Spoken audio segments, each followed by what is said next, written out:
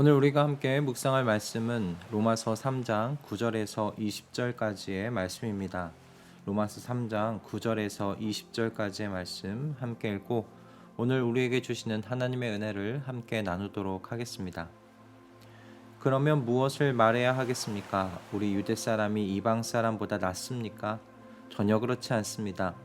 유대 사람이나 그리스 사람이나 다 같이 죄 아래 있음을 우리가 이미 지적하였습니다. 성경에 이렇게 기록되어 있습니다. 의는 없다, 한 사람도 없다. 깨닫는 사람도 없고 하나님을 찾는 사람도 없다. 모두가 곁길로 빠져서 쓸모가 없게 되었다. 선한 일을 하는 사람은 없다, 한 사람도 없다. 그들의 목구멍은 열린 무덤이다. 혀는 사람을 속인다. 입술에는 독사의 독이 있다. 입에는 저주와 독설이 가득 찼다. 발은 피를 흘리는 일에 빠르며 그들이 가는 길에는 파멸과 비참함이 있다. 그들은 평화의 길을 알지 못한다. 그들의 눈에는 하나님을 두려워하는 빛이 없다. 율법에 있는 모든 말씀이 율법 아래에 사는 사람에게 말한 것임을 우리는 압니다. 그것은 모든 입을 막고 온 세상을 하나님 앞에서 유죄로 드러내려는 것입니다. 그러므로 율법의 행위로는 하나님 앞에서 의롭다고 인정받을 사람이 아무도 없습니다. 율법으로는 죄를 인식할 뿐입니다. 아멘. 사도 바울은 오늘 이 본문을 통해 온 세상이 하나님의 심판 아래 있다는 것을 설득하려는 목적을 가지고 있는 것이 분명해 보입니다. 그건 내 잘못이 아닙니다. 나와 같은 환경에 처하면 누구든지 이렇게 행동하고 살 수밖에 없을 것이라고.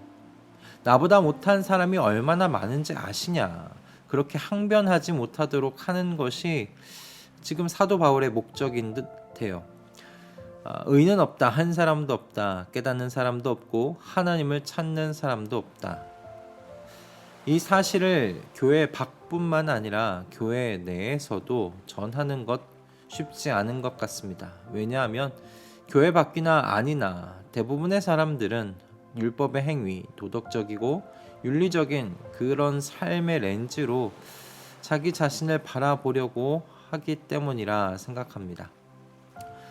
그리스도에 대하여 전혀 들어보지 못한 사람들은 누가 봐도 훌륭하게 살았던 그런 삶의 내용을 가지고 들이밉니다. 내가 이렇게 열심히 살았는데 아무에게도 해를 끼치며 살지 않았는데 왜 내가 죄인인가?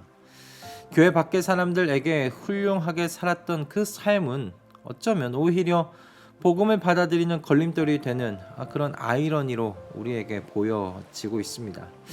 그런데 이런 아이러니가요, 교회 안에서도 일어나지요.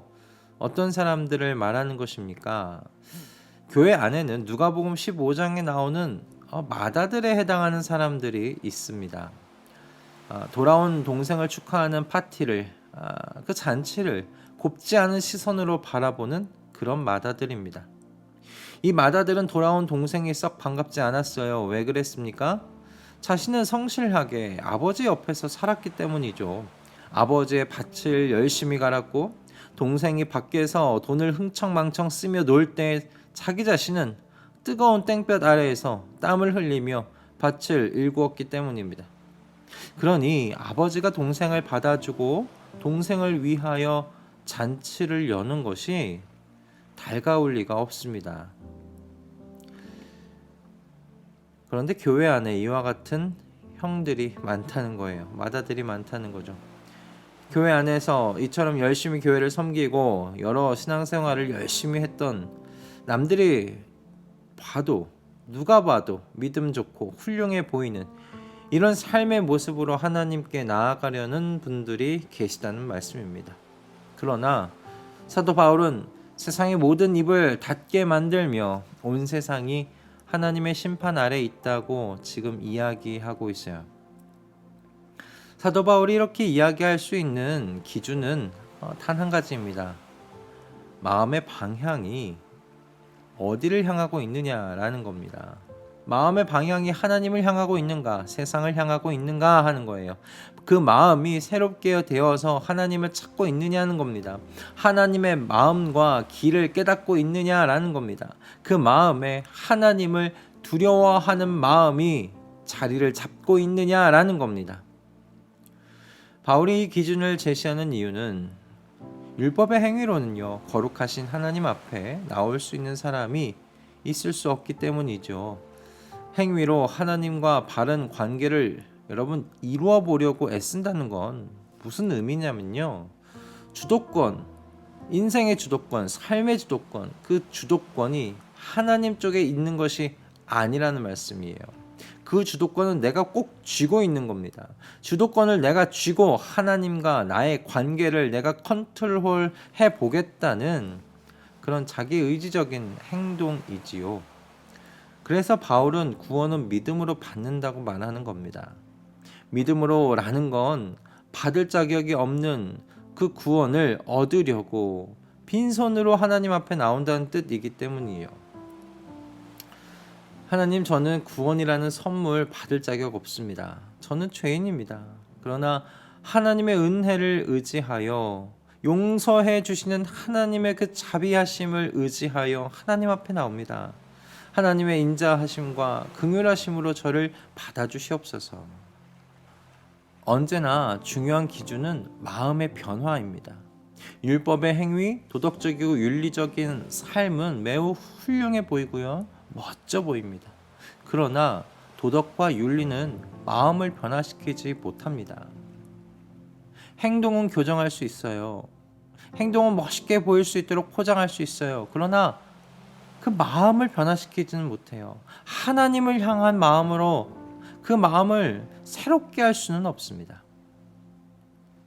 그러므로 하나님의 진노는요, 도덕적이고 윤리적인 삶을 살지 못하는 사람들에게 내려지는 것이 아니라 마음이 변화되지 못한 사람들에게 임하는 것임을 여러분 반드시 기억하고 계셔야 됩니다. 의인은 행위로 산다 말씀하지 않으셨어요. 의인은 믿음으로 산다, 믿음으로 살 것이다, 그렇게 말씀하셨습니다. 올 한 해 우리는 말씀을 지금 읽어가고 있습니다. 이렇게 성경을 옆에 두고 많이 읽다 보면 하나님에 대한 여러 가지 지식들을 얻게 됩니다. 그 지식이 우리의 부패해진 이 마음, 부패한 마음을 드러내고 보여주는 역할을 잘 해주었으면 좋겠습니다. 그래서 우리를 하나님의 은혜의 보좌 앞으로 나아가야 한다는 사실, 그것을 깨닫고 알게 해주었으면 좋겠습니다. 성경을 읽는 목적이 하나님의 나라와 하나님의 구원의 경륜을 이해하고 아는 것이기도 하지만, 또한 하나님 앞에 나의 존재를 투명하게 보고 주님의 은혜를 구하며 겸손히 그 은혜의 보좌 앞에 무릎을 꿇는 것이 되기를 원합니다. 좀 길지만 히브리서 4장 12절에서 16절의 이 말씀에 바로 하나님의 이 말씀이 우리 안에서 어떻게 일해야 하는지를 잘 보여주고 깨닫게 해주는, 인도해주는 말씀이라고 생각합니다. 이 말씀 그대로가 우리 안에서 일어나기를 바라요. 그래서 주님의 말씀을 아는 지식이 많아지면 많아질수록 더욱 겸손해지는 우리가 되기를 바라고, 그래서 하나님의 은혜와 사랑에 그 깊이와 너비와 높이에 대하여 더욱더 머리 숙여지게 되는 저와 여러분 되기를 간절히 기도합니다. 여러분, 우리의 행위로는 주님 앞에 나아갈 수 없습니다. 모든 사람이 주님 앞에 죄인들입니다. 그저 말씀을 읽어가면 읽어갈수록, 신앙생활의 연수가 차면 찰수록 더욱 주님 앞에 겸손해지며 주님의 은혜의 보좌 앞으로 더욱더 자주 나아가게 되는 저와 여러분이 되실 수 있기를 주님의 이름으로 축복합니다. 히브리서 4장 12절부터 16절의 말씀을 읽어드리면서 오늘 말씀을 좀 마무리하도록 하겠습니다. 하나님의 말씀은 살아있고 힘이 있어서 어떤 양날 칼보다도 더 날카롭습니다. 그래서 사람 속을 꿰뚫어 혼과 영을 갈라내고 관절과 골수를 갈라놓기까지 하며 마음에 품은 생각과 의도를 밝혀냅니다. 하나님 앞에는 아무 피조물도 숨겨진 것이 없고 모든 것이 그의 눈앞에 벌거숭이로 드러나 있습니다. 우리는 그의 앞에 모든 것을 드러내 놓아야 합니다. 그러나 우리에게는 하늘에 올라가신 위대한 대제사장이신 하나님의 아들 예수가 계십니다. 그러므로 우리의 신앙 고백을 굳게 지키십시다. 우리의 대제사장은 우리의 연약함을 동정하지 못하시는 분이 아닙니다. 그는 모든 점에서 우리와 마찬가지로 시험을 받으셨지만 죄는 없으십니다. 그러므로 우리는 담대하게 은혜의 보좌로 나아갑시다. 그리하여 우리가 자비를 받고 은혜를 입어서 제때에 주시는 도움을 받도록 합시다. 아멘. 기도하겠습니다. 주님, 우리 죄의 뿌리가 얼마나 깊은지를 너무나 자주 무의식적으로 행위의 열매를 가지고 주님 앞에 나아가려는 우리의 모습 속에서 보게 됩니다. 삶의 주도권을 내어드리는 것이 이렇게나 힘든 것인지요. 주님, 주님의 성령으로 24시간 충만해지기를 간구합니다. 그래서 모든 순간에 나의 주도권을 주님께 내어드리는 것이 쉬워지기를 바라며 주님에 대한 지식이 쌓여갈수록 우리의 내면에 있는 깊은 죄를 보게 하여 주시옵소서. 그래서 주님의 용서하시는 은혜를 받고 주님 앞에 더욱 겸손한 우리 되게 하시며 그 은혜에 감격하고 감동한 영혼으로 살아가게 하여 주시옵소서. 예수 그리스도의 이름으로 기도드립니다. 아멘.